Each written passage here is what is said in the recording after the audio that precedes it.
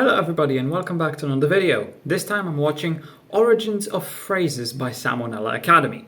I'm not exactly sure what this video will present, but I'm assuming it's simply going to explain the origin of something like white elephant, for example. I don't know what that means, but I've heard it many times. If it doesn't explain it, I'll just look it up later, but I've heard it many times, so it's probably popular. And it sounds like and it's a phrase, so maybe this will explain it.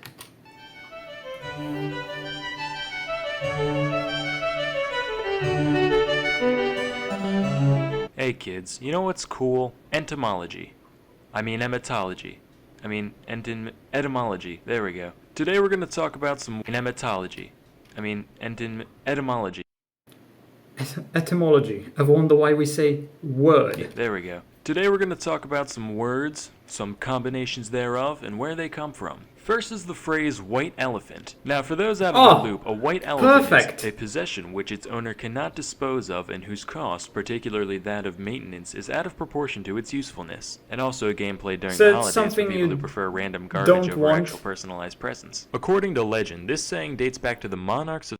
So it's something you don't want, can't get rid of, and costs a lot to maintain, but isn't actually that useful. Sounds like every supercar ever. You don't actually want to drive it. You merely want it because you want to put it in your collection. It breaks down all the time, so the maintenance costs a lot. And even when it doesn't break down, it still costs a lot. I think the tires on a Bugatti cost like 50,000, or was it the oil change? I don't know.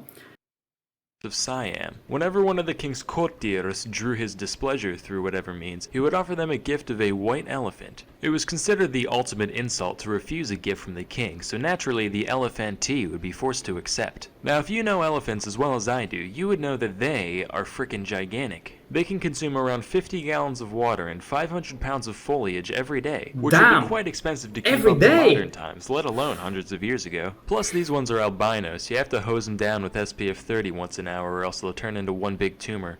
Okay, not really, but they definitely needed their shade. Okay. Also, Southeast Asian cultures considered white elephants sacred, so you weren't allowed to make the animal work, and you'd have to hire a load of people to care for it on a daily basis. Wow. Basically, the person getting so that really is a punishment. Financial ruin, or letting it die and being socially ostracized and possibly even killed. I thought this whole thing was pretty clever, so I've started doing my own version. Whenever someone gets on my nerves, I spray paint progressive comments all over their house. That way, they'll have to spend the whole day angrily scrubbing it off, and then the neighbors will be like, "Wait, does that mean he likes the N-word? Bigoted scum." Next is balls to the wall. Jesus. This one harkens back to the... Wait, does that mean he likes the N-word? To spend the whole day angrily this would only work depending on what country you're in and what part of the country. Next is balls to the wall. This one harkens back to the days when planes flew in the air. The throttle of many aircrafts would be controlled with either a lever or a plunger, either ignoring of which were all often topped with a sphere safety for easy handling. and rushing Thus, into something when you at wanted first. to throw the plane into max thrust, you'd put the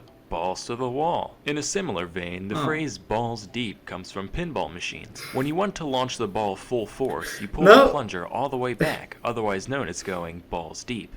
Nah, just kidding. That one actually means what you think it does. Next is getting your Exactly. I was gonna say, there's no way that's true. The origin of this phrase is still disputed by etymologists, but one theory traces back to the sport of horse racing. In order to stop horses from getting nervous before a race, the runners would stick a goat in the stables to keep them calm. Apparently, the presence of a goat has some kind of therapeutic effect on horses, kind of like a therapy dog, except they can't pet it on account of hooves, so they just sniff it for a while, I guess. Cut to a pack of young hooligans looking for something to do besides bootlegging and getting polio. They decide to break into the stables at night and escort the goat to an undisclosed location. Then when the race starts, instead of running straight ahead like a normal person, the horse would run into the crowd and drop kick a grandma or whatever, and the old crotchety oil tycoon who owns the horse would stand up, shaking his cane, yelling, "Those punks really get my goat." Thanks to modern medicine, anxious horses today can instead be given horsey Xanax to calm them down, which unfortunately means that the days of hot-blooded goat getting are over. However, some would argue that stealing horse tranquilizers can be equally rewarding in its own way. But enough of that mumbo-jumbo. Hey, speaking of which, you ever wonder where mumbo-jumbo comes from? Nice segue, Sam. Thanks, Sam.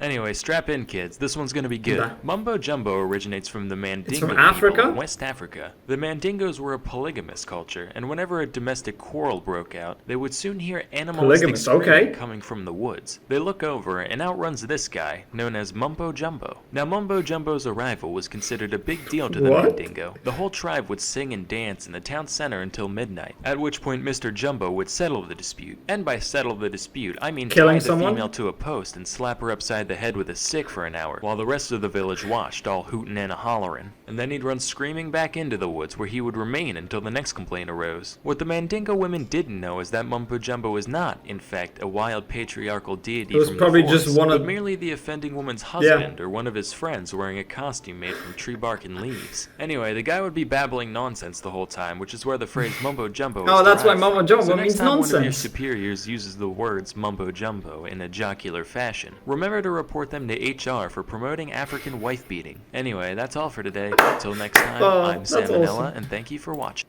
The Mumbo Jumbo one was probably the most interesting out of all of these.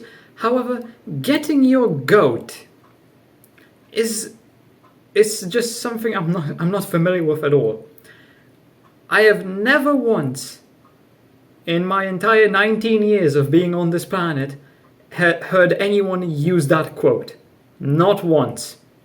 I don't think that one is really used anymore. Obviously, balls to the wall, Mumbo Jumbo and White Elephant are still being used to this day, but I think getting your goat is just no longer being used at all. Or maybe I just never stumbled upon it.